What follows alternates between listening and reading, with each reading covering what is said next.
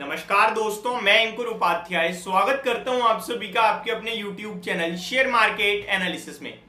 Breaking news आते हुए दिख रही है और आज की सबसे बड़ी खबर, जिस खबर का मुझे सुबह से वेट था, शायद आपको भी होगा, वो आती हुई दिखी है। इन्फ्लेशन का डाटा आना था आज के सेशन में भारत का, और आ गया है भारत का इन्फ्लेशन का डाटा। और कैसा रहा है, क्या है, वो मैं आप सभी के साथ इस वीडियो के माध्यम से शेयर करूंगा। लेकिन उससे पहले थोड़ा सा रिकैप करना चाहूंगा, आपको याद दिलाना चाहूंगा, फ्लैशबैक में ले जाने के। अगर आप याद करें, अगस्त में जुलाई का इन्फ्लेशन का डाटा क्या आया था, कुछ याद है? 7.44% पे, बहुत हाई लेवल पे आता हुआ दिखा था इन्फ्लेशन का डाटा। और इस बढ़ते इन्फ्लेशन का कारण था सब्जियों के बढ़ते दाम, जिसको लेकर डायरेक्टली आपके सामने पूरे के पूरे गवर्नमेंट सामने आके बोलती है। आरबीआई गवर्नर जी की तरफ से भी अनाउंसमेंट आई थी कि वेजिटेबल प्राइसेस के चलते ये दाम बढ़े हैं, जिसको हम कंट्रोल में लाने की कोशिश करेंगे। उसके बाद सरकार ने टमाटर के जो 200 रुपए किलो तक के दाम चले गए थे, उसको गिराकर 40 रुपए मार्केट में करवाया। और फिर धीरे धीरे इन्फ्लेशन का कहीं ना कहीं महंगाई नीचे आई सब्जियों की, और अब कहीं जाके एक राहत मिली है। जो डाटा आता हुआ दिखा है इन्फ्लेशन का, बेहद पॉजिटिव डाटा है। पहले मैं आपके साथ पूरा डाटा शेयर करता हूं। देखिए, करंटली सीपीआई जो है, बात की जाए तो आया है 6.83% पे 7.44% से घटकर। ये तो ठीक है कि घटकर आया, बहुत अच्छा है, लेकिन सबसे अच्छा ये कि अनुमान से बहुत अच्छा आया।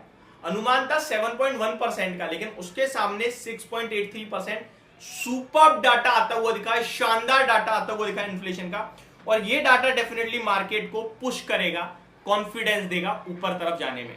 अब एक और बड़ा इवेंट है, वो अमेरिका का इन्फ्लेशन और फेड की मीटिंग। उनका इन्फ्लेशन कैसा आता है, फिर फेड मीटिंग में एक और रेट हाइक करता है, पॉज करता है, क्या करेगा क्या नहीं करेगा, आगे का गाइडेंस कैसा देता है, उनका इन्फ्लेशन कैसा चल रहा है, ये सारी चीजें भी अपने आप में बहुत इंपॉर्टेंट हो जाएंगी। तो ये एक पॉजिटिव खबर, जो आज एक इवेंट था, एक न्यूज आनी थी, वो आ चुकी है और वो पॉजिटिव आई है। अब देखते हैं कल क्या होता है। लेकिन उससे पहले मैं आपको बताऊं, आज बाजार में मूड माहौल काफी नेगेटिव और बिगड़ता हुआ दिखा। अचानक से जो लोगों की एक्सपेक्टेशन थी उसके बियॉन्ड कुछ हो गया।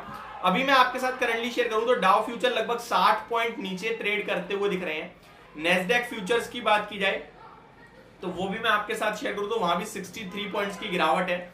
गिफ्ट निफ्टी 20,040 के करीब दिख रहा है, 6 पॉइंट्स की तेजी है, तो वहां से तो पॉजिटिव संकेत ही है।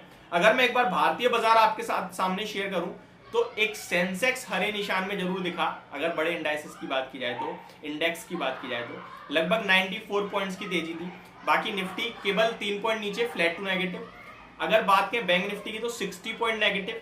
स्मॉल कैप 1273 पॉइंट्स की गिरावट मिड कैप इंडेक्स में।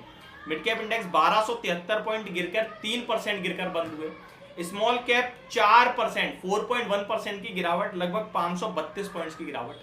एडवांस और डिक्लाइनिंग रेशियो देखेंगे अगर आप, 190 शेयर्स पॉजिटिव है तो उसके सामने 1840 शेयर्स नेगेटिव बंद होते हुए दिखे आपको आज के सेशन में। बहुत खराब कामकाज था आज, बहुत ही ज्यादा। अगर इंडेक्स की बात की जाए तो आईटी इंडेक्स ने बाजार को बचाया है आज। 1% आईटी इंडेक्स ऊपर है, जो कि निफ्टी में 17% का कंट्रीब्यूशन देती है। Otherwise mid cap media, reality, metal, energy, PSU, auto, FMCG बुरी तरीके से टूटे आज। निफ्टी मीडिया 4% टूट गया है, रियलिटी 3.25% टूटा है। वहीं बात की जाए मेटल की तो 2.5% से ज्यादा गिरावट, एनर्जी 2.5% नीचे, पीएसयू बैंक 2.4% नीचे। अगर निफ्टी की बात करूं पर्टिकुलरली तो 19 शेयर्स पॉजिटिव थे, जिसके सामने आप देखें 31 शेयर्स नेगेटिव है। गिरावट को lead BPCL, power grid, NTPC, Adani enterprises ने करा है। तेजी की बात किया तो टीसीएस, आज ही मैंने इसके ऊपर आपके साथ वीडियो शेयर कर दी, ये बाजार को ऊपर की तरफ ले जाने का काम करता है। एलएनटी अपने बायबैक के प्राइस को ऊपर खींच दिया है, 3000 का बायबैक 3200 का होगा, तो इसके चलते स्टॉक में और पॉजिटिविटी आई। इन्फोसिस, डीवीज लैब, ये आज के लिए आपके लिए टॉप गेनर बनते हुए दिखे। मैं आपके साथ कंटिन्यू कह रहा हूं कि मिड कैप और स्मॉल कैप से अपना पैसा थोड़ा बहुत प्रॉफिट बुक करके बचाएं और लार्ज कैप में लगाएं। इसका ये बिल्कुल मतलब नहीं है कि लार्ज कैप चलेंगे और मिड कैप और स्मॉल कैप गिरेंगे। इसका ये मतलब है इस माहौल में, इस लेवल पे अगर बाजार कोई भी करेक्शन देता है तो लार्ज कैप कम गिरेंगे as compare to mid cap and small cap. तो मैं अपने पैसे की सेफ्टी के लिए लार्ज कैप प्रेफर कर रहा हूं। मिड कैप ऊपर जाएगा, यहां से बिल्कुल जाएगा, जा सकता है, बिल्कुल जा सकता है, बट लैक ऑफ कॉन्फिडेंस हूं मैं, कॉन्फिडेंस उतना नहीं है मेरे पास इस समय, इसीलिए मैं लार्ज कैप प्रेफर कर रहा हूं। इन केस बाजार गिरता है तो मेरा पैसा उतना बुरी तरीके से नहीं टूटेगा। एग्जांपल आपके सामने है, आज बाजार गिरा है लेकिन स्मॉल कैप मिड कैप के रूप में, लार्ज कैप नहीं गिरा। लार्ज कैप गिरता भी ना तो इतना नहीं गिरता।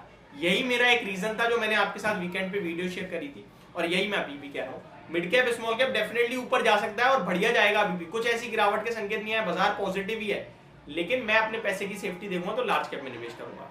ये मेरी तरफ से आपके लिए इन्फ्लेशन के डाटा के ऊपर वीडियो, पूरे मार्केट के ऊपर। होप आपको सब कुछ क्लियरली समझ में आ गया होगा। Thank you so much for watching this video. Have a great day guys.